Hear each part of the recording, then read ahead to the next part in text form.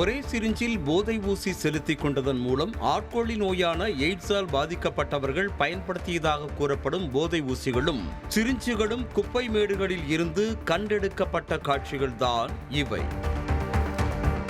கேரளாவில் கடந்த சில மாதங்களாக HIV வைரஸால் பாதிக்கப்பட்டவர்களின் எண்ணிக்கை அதிகரித்து வந்ததை தொடர்ந்து எய்ட்ஸ் கட்டுப்பாட்டு சங்கம் சார்பில் மேற்கொள்ளப்படும் கண்காணிப்பு நடவடிக்கை தீவிரப்படுத்தப்பட்டது. குறிப்பாக HIV வைரஸ் தொற்றுக்கு அதிக வாய்ப்புள்ள பாலியல் தொழிலாளிகள், போதைப்பொருள் பயன்படுத்துவோர் உள்ளிட்டவர்களிடம் எய்ட்ஸ் கட்டுப்பாட்டு சங்கத்தினர் பரிசோதனை மேற்கொண்டனர்.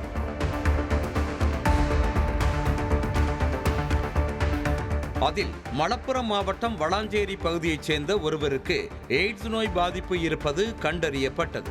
அவரிடம் விசாரணை மேற்கொண்டதில் அந்த நபர் போதை ஊசி பழக்கம் கொண்டவர் என தெரிய வந்தது. போதை ஊசி செலுத்திக் கொண்டதன் மூலம்தான் அவருக்கு HIV வைரஸ் பாதிப்பு ஏற்பட்டுள்ளது என்பதை உறுதி செய்த சுகாதாரத்துறையினர் அவருக்கு நெருக்கமானவர்களிடமும் சோதனை மேற்கொண்டனர். அதில் மேலும் 9 பேருக்கு எய்ட்ஸ் நோய் பாதிப்பு இருப்பது கண்டறியப்பட்டது அதிர்ச்சியை ஏற்படுத்தியது. இவர்களில் 3 பேர் வெளிமாநில தொழிலாளர்களும் அடங்குவர். இதனையடுத்து அவர்கள் போதை ஊசி செலுத்திக் கொண்ட பகுதியில் சுகாதாரத்துறையினர் சோதனை மேற்கொண்ட போது அங்கு பயன்படுத்தப்பட்ட போதை ஊசிகள் மற்றும் சிரிஞ்சுகள் கிடந்தன.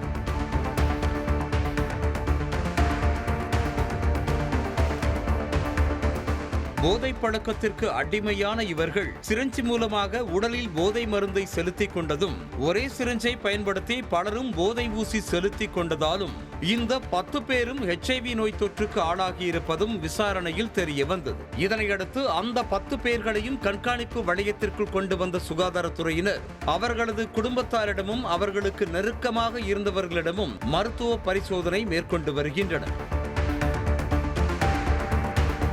ஒரே சிரிஞ்ச் மூலம் போதை ஊசி செலுத்திக் கொண்டதன் விளைவாக 10 பேருக்கு எய்ட்ஸ் நோய் பாதிப்பு கண்டறியப்பட்டிருப்பது கேரளாவில் அதிர்ச்சியை ஏற்படுத்தியிருக்கிறது.